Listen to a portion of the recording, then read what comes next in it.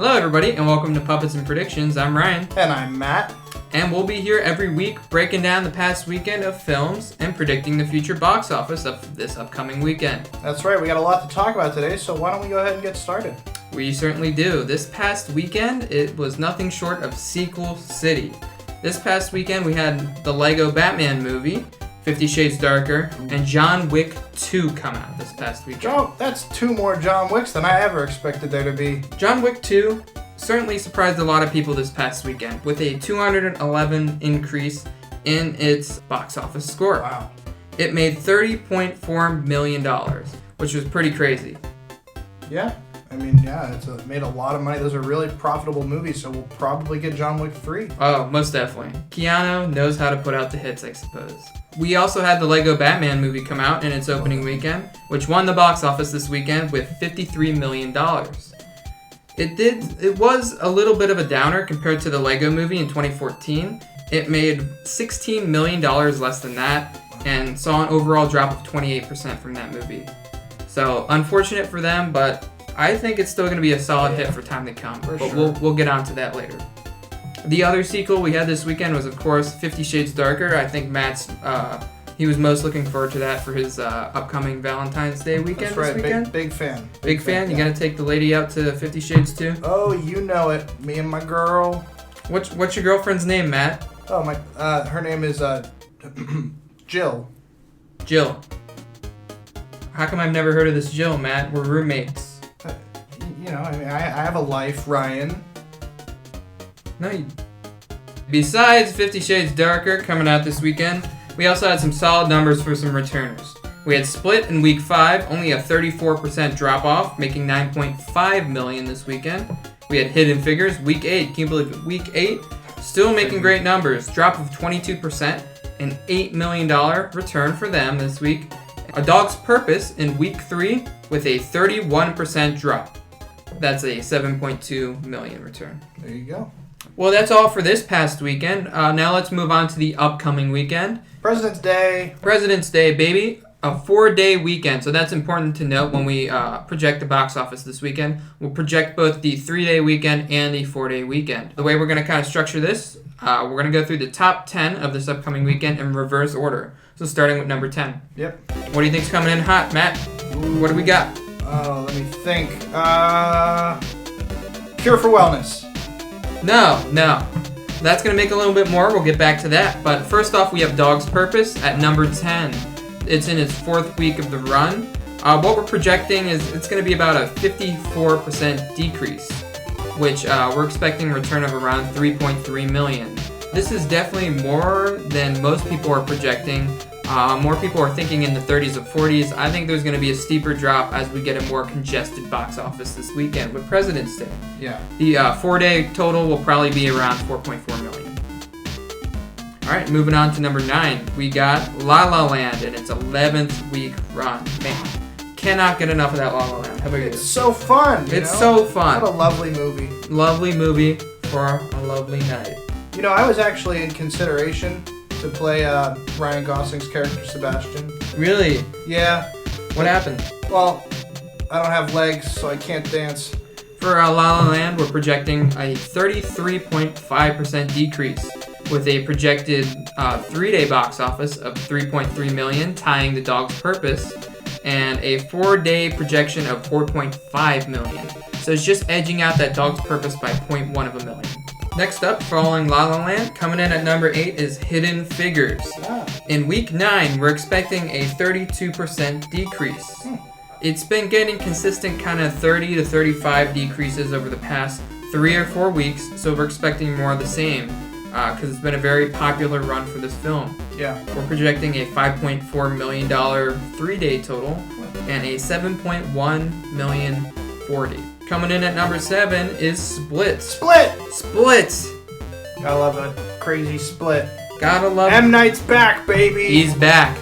Let it be written in the presses by everybody and us that M. Night is back. Was the twist that he was here the whole time? Alright, so for Split, we're projecting a 38% decrease. Not too steep, not too bad, with a 5.9 pull in the 3-day weekend and a 7.9 poll for the 4-day weekend. Still good numbers for Split. Alright, coming in at number 6, we're going to project one of our new movies this week, taking some trends from the past and seeing how they add up. So the first movie this week is Cure for Wellness. What we're going to compare it to is The Last Exorcism 2, which also came out in March 2013, and that opened with a box office of $8 million. Also, I would say it's similar to Side Effects. You remember that movie at all? Channing Tatum. Oh, yeah. They came out in February as well, and that had a box office stake of $9 million. And then The Lazarus Effect. Oh, I remember that with Donald Glover. Donald Glover, I don't even know if he was in that film, but for purposes, he was in that film. That was released in February 2015, and that made $10 million.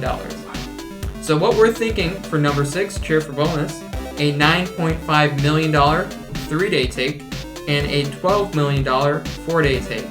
That seems pretty standard amongst these kind of thriller horrors. Yeah. This one didn't have quite a huge marketing campaign that we saw with Split or Don't Breathe, so we don't think we're going to see those numbers, but we think it's going to make around $12 million for this Presidential Day weekend. Okay, number 5, we have a movie that I've been looking forward to for a long time. Is this Fist Fight? It's Fist Fight, baby. Fight, I've been looking forward to this film since the Bush administration. Yeah, they've been advertising this forever. They have. I was watching Conan a few months ago in November, and they literally had a bit on with Ice Cube and Charlie Day kind of having like the Fist Fight marketing team going on in November. It was very strange. Yeah, normally like maybe a Marvel movie or a Star Wars movie, you'd get advertisements like a year in advance, but not a comedy. Not a comedy, especially not one coming out in February. Now, currently, in our opinion, let's make a bold prediction. Say that with me, Matt. Bold prediction. Because this is currently being projected $25 million by the Fantasy Movie League. Wow. And honestly, I kind of disagree with that. And let me tell you why. So to compare this to, we've got Zoolander 2, which came out last year, a sequel to a hit comedy film. You think this would do pretty well, but in the February box office, it only made a mere $14 million. Also, that's kind of similar was Whiskey Tango Foxtrot, also last year with Tina Fey, a very popular sitcom star of 30 Rock. That only made $7 million on its opening weekend. And we also had one that we thought might do similarly, was 21 and Over, released March 2013. Another kind of in the comedy realm. That made $9 million. So these winter comedies in February and March and end of January honestly haven't been doing very well at the box office. So our opening projection, our opening bold prediction, is going to be $14 million for the 3-day weekend. And for the 4-day weekend, we have $19 million.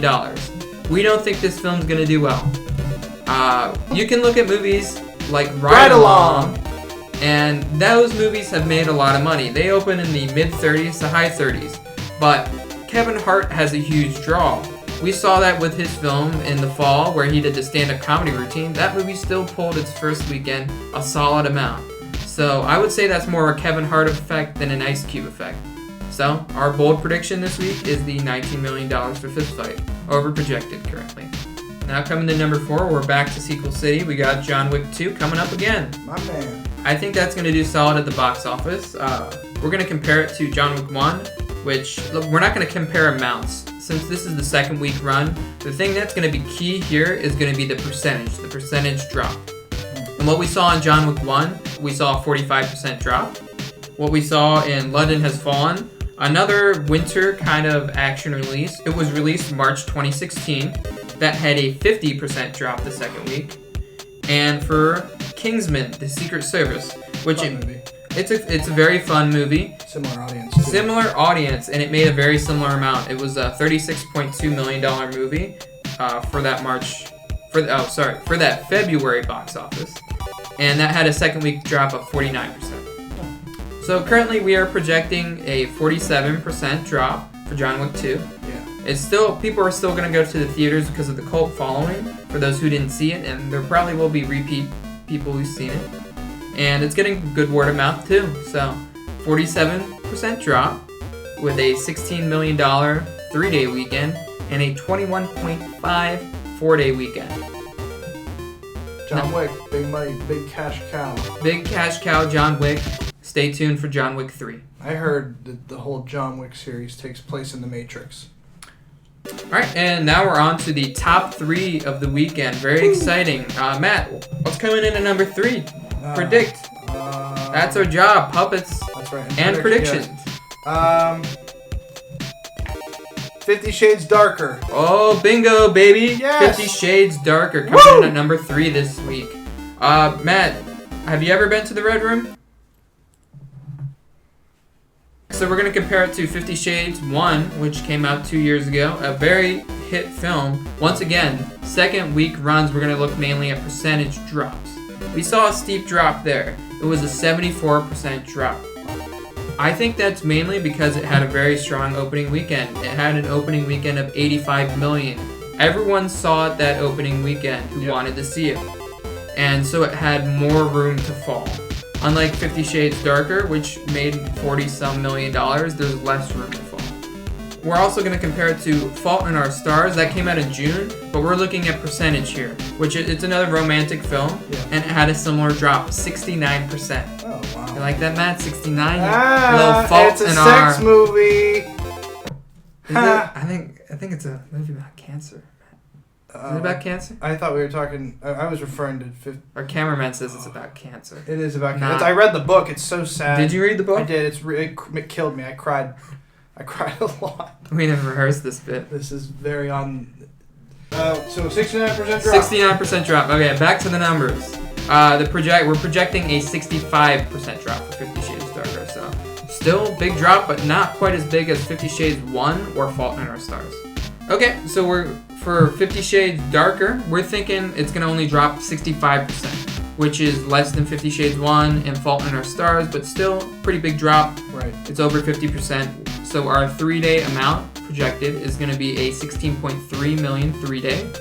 And for our 4-day take, we're saying around 22 million. So it's just going to beat out John Wick. Just a little bit. All right, so number 2 this week, we got it, Matt. Is it time? It's time. Yes! I'm so excited for this movie. It's time for The Great Wall, baby. Yes! It's apparently the film our AMC Burbank has been looking forward to since November. They really want you to see it. Oh man, I'm so excited. Why are you so excited for this film? It looks like shit, Matt. Excuse me? You kidding? You got Matt Damon, you got Willem Dafoe in China. What more could you want? They're fighting dinosaurs, Ryan. We were gonna show you a clip, but we're too afraid we're gonna get our YouTube page taken. So find the clip on your own. Looks pretty bad. It's bad. Bad with a capital CGI. Alright, and now we're gonna make some comparisons to them. Since this is the first week, we'll go off of the numbers of a couple other movies. Yep. Similar, we have The Fifth Wave. If you remember that from last year, 2016, January. That had a $10 million take. We also had Gods of Egypt last year. Another film that really didn't do too well at the box office. Also a $14 million take. Kind of in the realm of the historical action film, which we see with Great Wall. Historic with like mostly fiction. Yeah. By historic, we mean totally fiction. And then we have Pompeii, which came out in 2014. That had a $10 million take. And it came out in February. A romance about an apocalypse. I think Jon Snow was in that movie. He certainly was. Alright, and we're projecting for The Great Wall. An opening weekend, since it had a good ad campaign. People like Matt Damon, people like the Bourne movies. Yep. We're saying around $18 million. That's going to give us a solid number 2 in the box office this weekend. And for the 4-day take, we're thinking 26 million. So, is it an excellent weekend for Great Wall? It's okay. Just okay. Yeah. President's Day. President's Day, baby. Don't you want to see that Great Wall built? Oh boy. Alright, we finally made it, folks. We're here to our number 1 movie of the weekend. You ready, Matt? How will you tell the folks what we have in store for them? What is it, Matt? The Lego Batman movie. The Lego Batman movie. This is a film we actually saw last weekend, opening night. What a fun and happy movie. Fun and happy. It was great. I was very surprised we didn't see Batman killing people or Superman breaking Zod's neck or just straight up murdering the citizens of Metropolis in this film. That seems to be a staple of the DC movies as of late, so it was interesting to see a change of form for them. Isn't that right, Zack Snyder? Alright, and the movies we're going to compare it to is, of course, the Lego movie. Classic. Classic. Coming out 3 years ago. Surprising. It's a long time, man. Want to feel old? I've missed it. The Lego Movie had a opening weekend of 69 million, which was excellent for them, and only a second weekend drop-off of 28%, which is almost unheard of.